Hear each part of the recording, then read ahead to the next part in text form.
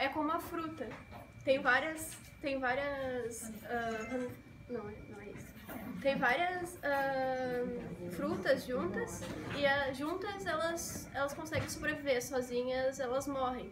Então é como conhecimento, né? Sozinho o conhecimento não consegue ser construído. Então as diversas disciplinas juntas que dão significância, né? Isso. O projeto Amora em si visa a interdisciplinaridade e a partir disso a gente propôs uma atividade baseada numa caminhada, num passeio feito no Campus do Vale pelas crianças do 6º e 7º ano, que são as crianças dos alunos da turma do projeto Amora. E nessa saída a campo a gente foi...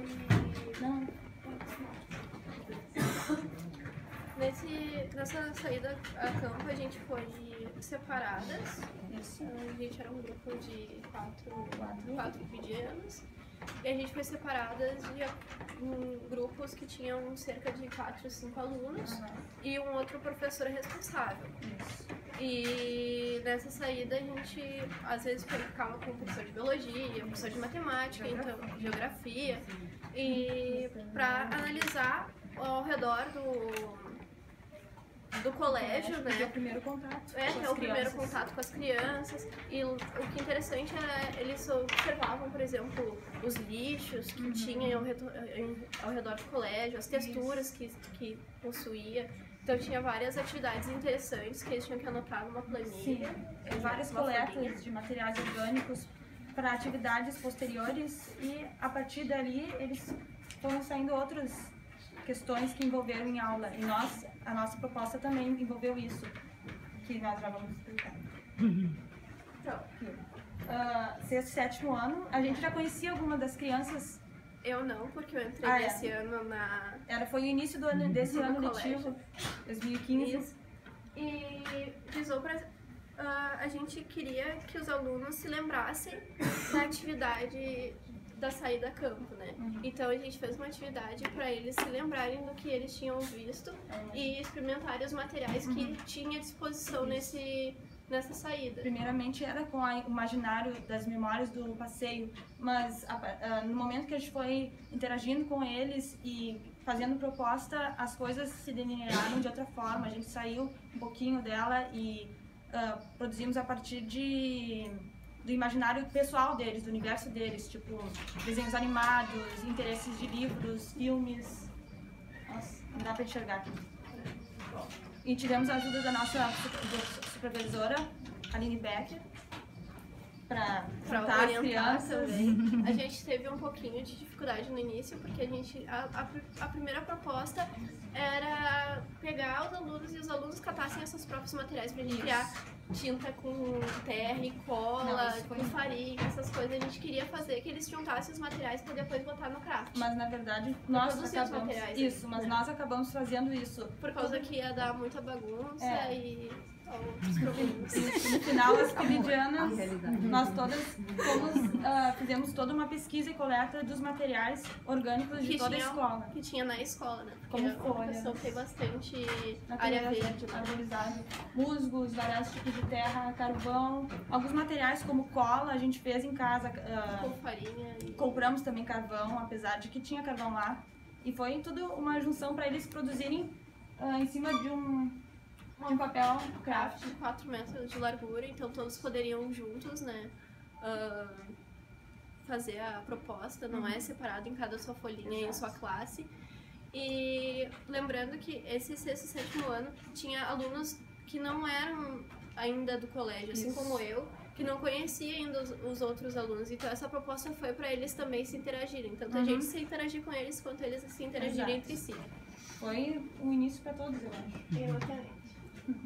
Então, para a introdução da nossa proposta, no dia a nossa colega pibidiana, Luana Tamoso, fez uma introdução com imagens de silhuetas de árvores, de besouros e de coisas que talvez que lembrassem eles com o que eles viram a partir da caminhada que eles tiveram, do passeio. Silhueta de aranha. Isso, também. Um monte de coisa. E aqui tem um pouco das fotos do processo. Pode passar. Aí.